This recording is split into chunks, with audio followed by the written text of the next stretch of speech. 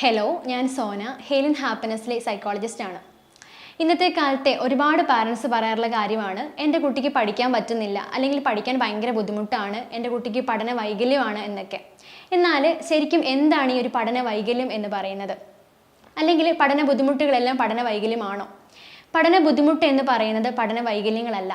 പഠന ബുദ്ധിമുട്ട് എന്ന് പറയുന്നത് പല കാരണങ്ങൾ കൊണ്ടുണ്ടാകാം. ഉദാഹരണത്തിന് കുടുംബ പ്രശ്നങ്ങൾ, അല്ലെങ്കിൽ വീട്ടിൽ നിന്നുണ്ടാകുന്ന പ്രശ്നങ്ങൾ, അല്ലെങ്കിൽ സ്കൂളിൽ നിന്നുണ്ടാകുന്ന പ്രശ്നങ്ങൾ, അല്ലെങ്കിൽ ടീച്ചേഴ്സ് പഠിപ്പിക്കുന്നത് ഫോളോ ചെയ്യാൻ പറ്റാത്തത് കൊണ്ട്, കുട്ടിയുടെ കാഴ്ചയുമായി ബന്ധപ്പെട്ട പ്രശ്നങ്ങൾ, അല്ലെങ്കിൽ കുട്ടിയുടെ കേൾവിയുമായി ബന്ധപ്പെട്ട പ്രശ്നങ്ങൾ, ബുദ്ധിപരമായ പ്രശ്നങ്ങൾ, ഇങ്ങനെ പല കാരണങ്ങൾ കൊണ്ട് പഠന ബുദ്ധിമുട്ടുണ്ടാകാം. എന്നാൽ പഠന വൈകല്യം എന്ന് പറയുന്നത് ഇതിൽ നിന്നും തികച്ചും വ്യത്യസ്തമാണ്. കുട്ടിയുടെ IQ എന്നത് നോർമൽ അല്ലെങ്കിൽ ആവറേജ് ആവുകയും എന്നിട്ടും കുട്ടിക്ക് പഠിക്കാൻ പറ്റാത്ത ഒരു അവസ്ഥയാണ് നമ്മൾ ഈ പഠന വൈകല്യം എന്ന് പറയുന്നത്. IQ എന്ന് പറയുന്നത് നോർമൽ അല്ലെങ്കിൽ ആവറേജ് എന്ന് പറയുന്നത് 90 തൊട്ട് 110 വരെയുള്ള റേഞ്ചിലാണ് കാണുന്നത്. അപ്പം ഇതിൽ കൂടുതലാവുകയും അല്ലെങ്കിൽ ആവറേജ് ആയിട്ടും കുട്ടിക്ക് പഠിക്കാൻ പറ്റാത്ത ഒരവസ്ഥയാണ് പഠന വൈകല്യങ്ങൾ അഥവാ ലേണിംഗ് ഡിസബിലിറ്റി എന്ന് പറയുന്നത്. ഇത്തരത്തിലുള്ള കുട്ടികൾ എല്ലാ കാര്യങ്ങളും ഭയങ്കര നോർമലായിരിക്കും. പഠിക്കുന്ന കാര്യങ്ങൾ ഒഴിച്ച് ബാക്കി എല്ലാ കാര്യങ്ങളും ഭയങ്കര നോർമലായിരിക്കും. ഉദാഹരണത്തിന് കുട്ടികളുമായിട്ട് കളിക്കാൻ പോകുന്നത്, അല്ലെങ്കിൽ മറ്റു കുട്ടികളോട് ഇടപെടുന്നത്, വീട്ടിലെ മറ്റു കാര്യങ്ങൾ ചെയ്യുന്നത്, അല്ലെങ്കിൽ പുറത്ത് എന്തെങ്കിലും കാര്യങ്ങൾ ചെയ്യാനായിട്ടൊക്കെ ഭയങ്കര ആക്റ്റീവ് ആയിരിക്കും. എന്നാൽ പഠനവുമായി ബന്ധപ്പെട്ട കാര്യങ്ങൾക്ക് മാത്രം കുട്ടിക്ക് പ്രോപ്പറായിട്ട് ചെയ്യാൻ പറ്റുന്നില്ല. അങ്ങനെയുള്ളൊരു അവസ്ഥയാണ് ഈ ഒരു പഠന വൈകല്യം എന്ന് പറയുന്നത്. ഇന്നത്തെ കാലത്ത് 3 തൊട്ട് 10% കുട്ടികളിൽ ഈ ഒരു പഠന വൈകല്യം കണ്ടുവരുന്നുണ്ട് എന്നാണ് പറയാറുള്ളത്.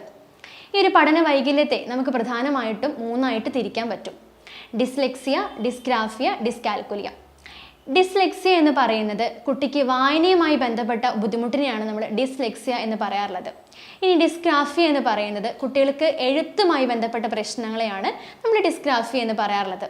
ഇനി ഡിസ്കാൽക്കുലിയയിലേക്ക് വന്നു കഴിയുമ്പം ഗണിതവുമായിട്ട് ബന്ധപ്പെട്ട പ്രശ്നങ്ങൾ, കണക്കുമായി ബന്ധപ്പെട്ട ബുദ്ധിമുട്ടുകൾ, കാര്യങ്ങളൊക്കെയാണ് ഈ ഒരു ഡിസ്കാൽക്കുലിയയിൽ കണ്ടുവരാറുള്ളത്. ഇതിൽ ഒന്നാമത്തെ ഡിസ്ലെക്സിയെ പറ്റി പറയുകയാണെങ്കിൽ, കുട്ടികൾക്ക് വായനയുമായി ബന്ധപ്പെട്ട പ്രശ്നത്തെയാണ് നമ്മൾ ഡിസ്ലെക്സിയ എന്ന് പറയാറുള്ളത്. ഇതിൽ വരുന്ന ഒരുപാട് കാര്യങ്ങളുണ്ട്. അതിൽ ഒന്നാമത്തെയാണ് കുട്ടികൾ ഭയങ്കര തപ്പിത്തടഞ്ഞിട്ടായിരിക്കും വായിക്കുന്നുണ്ടാവുന്നത്.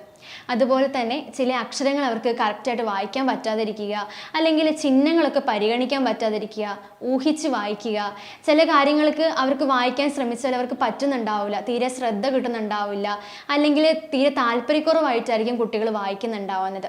അങ്ങനെ വായനയുമായിട്ട് ബന്ധപ്പെട്ട പ്രശ്നങ്ങളെല്ലാം നമുക്കൊരു ഡിസ്ലെക്സിയ എന്ന കാറ്റഗറിയിൽ പെടുത്താൻ പറ്റും. ഇത്തരത്തിലുള്ള കുട്ടികൾ ഇങ്ങനത്തെ ബുദ്ധിമുട്ടുള്ളത് കൊണ്ട് തന്നെ മനഃപൂർവ്വം വായനയുമായി ബന്ധപ്പെട്ട എല്ലാ സിറ്റുവേഷനും അവോയ്ഡ് ചെയ്യുന്നു എന്നുള്ളതാണ്. രണ്ടാമത്തെ പഠന വൈകല്യമാണ് ഡിസ്ഗ്രാഫിയ എന്ന് പറയുന്നത്. ഡിസ്ഗ്രാഫിയ എന്ന് പറയുന്നത് എഴുത്തുമായിട്ട് ബന്ധപ്പെട്ട ഒരു പഠന വൈകല്യമാണ്. അതായത് കുട്ടികൾ മനസ്സിലെ ആശയങ്ങൾ അവർക്ക് എഴുതി പിടിപ്പിക്കാൻ പറ്റാതിരിക്കുക, ഇനി അവർ എഴുതുന്നത് എന്താണെന്നുള്ളത് മറ്റുള്ള ആളുകൾക്ക് വായിക്കാൻ പറ്റാതിരിക്കുക, അവരുടെ ഹാൻഡ് റൈറ്റിംഗ് എന്ന് പറയുന്നത് ഭയങ്കര മോശമായിരിക്കും.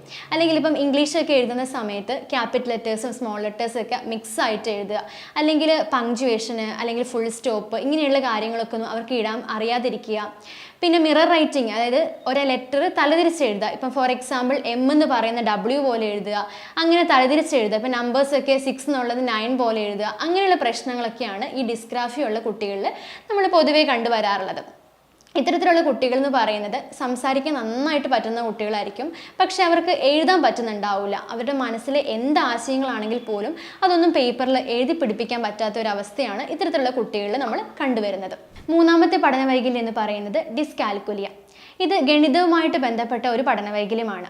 ഇത്തരത്തിലുള്ള കുട്ടികൾക്ക് മാത്സ് എന്ന് പറയുന്നത് ഭയങ്കര ബുദ്ധിമുട്ടായിരിക്കും. എത്ര തവണ പറഞ്ഞു കൊടുത്താലും അവർക്കത് മനസ്സിലാക്കാൻ പറ്റാതിരിക്കുക.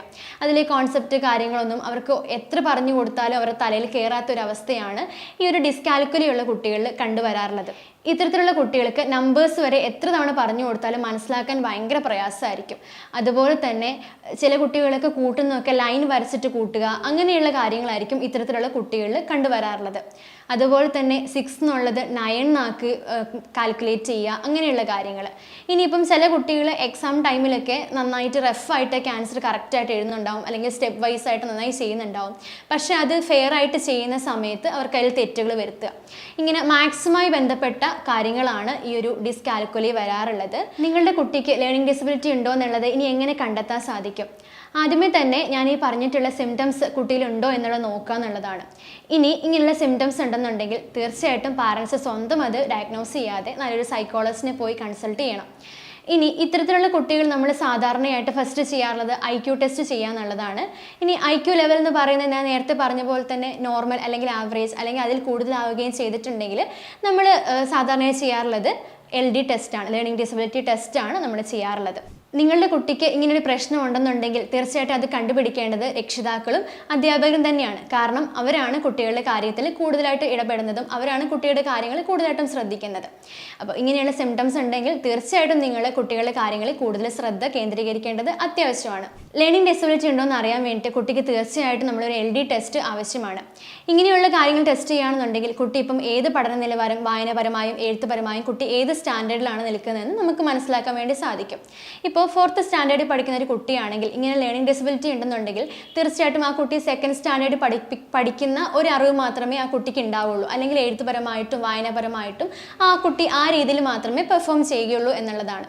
ഞാൻ നേരത്തെ പറഞ്ഞ പോലെ തന്നെ 3 തൊട്ട് 10% കുട്ടികളിൽ ഈ ഒരു ലേണിംഗ് ഡിസബിലിറ്റി കണ്ടുവരുന്നുണ്ട് എന്നാണ് പറയാറുള്ളത്. അതിൽ കൂടുതലും ബോയ്സിനാണ് പ്രധാനമായിട്ടും ഇത് കണ്ടുവരാറുള്ളത്. ഡിസ്ലെക്സിയാണ് ഏറ്റവും കോമൺ ആയിട്ട് 80% കുട്ടികളിൽ കണ്ടുവരാറുള്ളത്. ഇനി എന്തൊക്കെ ഫാക്ടേഴ്സാണ് ഈ ഒരു ലേണിംഗ് ഡിസബിലിറ്റി വരുന്നത്, അല്ലെങ്കിൽ എന്തൊക്കെ കാരണങ്ങൾ കൊണ്ടാണ് ഈ ഒരു ലേണിംഗ് ഡിസബിലിറ്റി ഉണ്ടാവുന്നത്? മെയിനായിട്ടും പറയുകയാണെങ്കിൽ ജനറ്റിക് ഫാക്ടേഴ്സ് തന്നെയാണ്. അതായത് നമ്മുടെ പാരൻസിനോ അല്ലെങ്കിൽ നമ്മുടെ ഗ്രാൻഡ് പാരൻസിനോ അങ്ങനെ ആർക്കെങ്കിലും ഈ ഒരു പ്രശ്നം ഉണ്ടെന്നുണ്ടെങ്കിൽ തീർച്ചയായിട്ടും നമ്മുടെ കുട്ടികൾക്ക് അത് വരാനായിട്ടുള്ള ചാൻസുകൾ വളരെ കൂടുതലാണ്. ഇനി രണ്ടാമതായിട്ട് പറയുകയാണെങ്കിൽ കുട്ടി ജനിച്ച സമയത്ത് ഉണ്ടായിട്ടുള്ള കോംപ്ലിക്കേഷൻസ്, ബർത്ത് ടൈമിൽ ഉണ്ടായ കോംപ്ലിക്കേഷൻസ്, അല്ലെങ്കിൽ കുട്ടിയുടെ മദർ എന്തെങ്കിലും ആൻറ്റി ഡിപ്രസൻസ് കഴിക്കുന്ന മെഡിസിൻ കഴിക്കുന്ന പാരൻസിനാണെന്നുണ്ടെങ്കിൽ, അല്ലെന്നുണ്ടെങ്കിൽ പാരൻസ് ആൽക്കഹോളിക് ഉള്ള പാരൻസ് ആണ്, അങ്ങനെയൊക്കെ ഉണ്ടെന്നുണ്ടെങ്കിലും തീർച്ചയായിട്ടും ഇങ്ങനെയുള്ള പ്രശ്നങ്ങൾ ഈ കുട്ടിക്ക് കണ്ടുവരാനുള്ള ചാൻസ് വളരെ കൂടുതലാണ്. മൂന്നാമതായിട്ട് പറയുകയാണെങ്കിൽ ന്യൂറോബയോളജിക്കൽ ഫാക്ടേഴ്സ്, ബ്രെയിനിലെ ന്യൂറോൺസിൽ ഉണ്ടാകുന്ന പ്രശ്നം കൊണ്ടും തീർച്ചയായിട്ടും ഈ ലേണിംഗ് ഡിസബിലിറ്റി കുട്ടികൾക്ക് വരാറുണ്ട്. കൃത്യമായിട്ടുള്ള പരിഹാരങ്ങൾ നിർദ്ദേശിക്കുകയാണെന്നുണ്ടെങ്കിൽ ഒരു പരിധി വരെ കുട്ടികൾക്ക് നമുക്കിത് മാറ്റിയെടുക്കാൻ വേണ്ടി സാധിക്കും. സാധാരണയായിട്ട് നമ്മൾക്ക് കുട്ടികൾക്ക് ചെയ്യാറുള്ള റെമഡിയൽ ട്രെയിനിങ് കൊടുക്കുക എന്നുള്ളതാണ്. ഇത്തരം കുട്ടികൾക്ക് സ്പെഷ്യൽ ആയിട്ടുള്ള സിലബസ് കാര്യങ്ങൾ ഫോക്കസ് ചെയ്ത് അവർക്ക് റെമഡിയൽ ട്രെയിനിങ് കൊടുത്തുകൊണ്ട് അവരെ ഇമ്പ്രൂവ്മെൻ്റ് ആക്കുക എന്നുള്ളതാണ്. അതിൽ നിന്ന് ഒരു പരിധി വരെ കുട്ടികളെ നമുക്ക് കൊണ്ടുവരാൻ വേണ്ടി സാധിക്കും. കൂടുതലായിട്ടും ഒരു കാര്യം എന്ന് പറയുന്നത്, ഇത്തരത്തിലുള്ള കുട്ടികൾ എനിക്ക് എഴുതാൻ പറ്റുന്നില്ല അല്ലെങ്കിൽ വായിക്കാൻ പറ്റുന്നില്ല എന്നോർത്ത് ഭയങ്കര ടെൻഷൻ അടിച്ച് ഭയങ്കര വിഷമത്തിലായിരിക്കും ഉണ്ടാവുന്നത്. അതുകൊണ്ട് തന്നെ അവർക്ക് ഈ പതുക്കെ സെൽഫ് എസ്റ്റീം ഒക്കെ നന്നായിട്ട് കുറയാനുള്ള ചാൻസുകളൊക്കെ ഉണ്ട്. അപ്പോൾ പാരൻസ് അവരെ മാക്സിമം സപ്പോർട്ട് ചെയ്യുകയാണ് വേണ്ടത്. നമ്മുടെ കുട്ടിക്ക് ഇങ്ങനെ ഒരു പ്രശ്നം ഉണ്ടെന്നുണ്ടെങ്കിൽ പോലും അതിനെന്ത് ചെയ്യാൻ പറ്റുമെന്ന് ചിന്തിച്ചുകൊണ്ട് നല്ലൊരു സൈക്കോളജിസ്റ്റിനെ കൺസൾട്ട് ചെയ്തിട്ട് അവർക്ക് ആവശ്യമായിട്ടുള്ള റെമഡിയൽ ട്രെയിനിങ് കാര്യങ്ങൾ കൊടുക്കുക തന്നെയാണ് വേണ്ടത്. അല്ലെങ്കിൽ ഇത്തരത്തിലുള്ള കുട്ടികൾക്ക് പഠിക്കാൻ ഇപ്പം കുറച്ച് കഴിവ് കുറവാണെങ്കിൽ പോലും മറ്റുള്ള കാര്യങ്ങൾക്കായിരിക്കും കൂടുതൽ കഴിവുണ്ടാവുന്നത്. ചില കുട്ടികൾ നന്നായിട്ട് ഡാൻസ് കളിക്കുന്നവരായിരിക്കും, അല്ലെങ്കിൽ പാട്ട് പാടുന്നവരായിരിക്കും, അവർക്ക് പഠിക്കാൻ നന്നായിട്ട് പറ്റണമെന്നില്ല. അപ്പോൾ അവർക്ക് അങ്ങനെയുള്ള കഴിവുകളെ നമ്മൾ മാക്സിമം കണ്ടെത്തി അവരെ പ്രോത്സാഹിപ്പിക്കുകയാണ് വേണ്ടത്. ഇനി പാരൻസിനോട് പറയാനുള്ള മറ്റൊരു കാര്യം എന്ന് പറയുന്നത്, നമ്മുടെ കുട്ടികൾക്ക് ഇങ്ങനെയുള്ള പ്രശ്നങ്ങൾ ഉണ്ടെന്നുണ്ടെങ്കിൽ അത് വളരെ പെട്ടെന്ന് തന്നെ കണ്ടെത്തിയിട്ട് അതിനാവശ്യമായിട്ടുള്ള കാര്യങ്ങൾ ചെയ്തു കൊടുക്കുക എന്നുള്ളതാണ്. കാരണം പ്രായം കൂടുന്തോറും ഇത് മാറ്റിയെടുക്കാൻ വേണ്ടി കുറച്ച് ബുദ്ധിമുട്ടായിരിക്കും.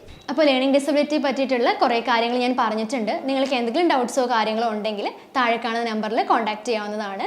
വീണ്ടും അടുത്തൊരു വീഡിയോ ആയിട്ട് കാണാം. താങ്ക്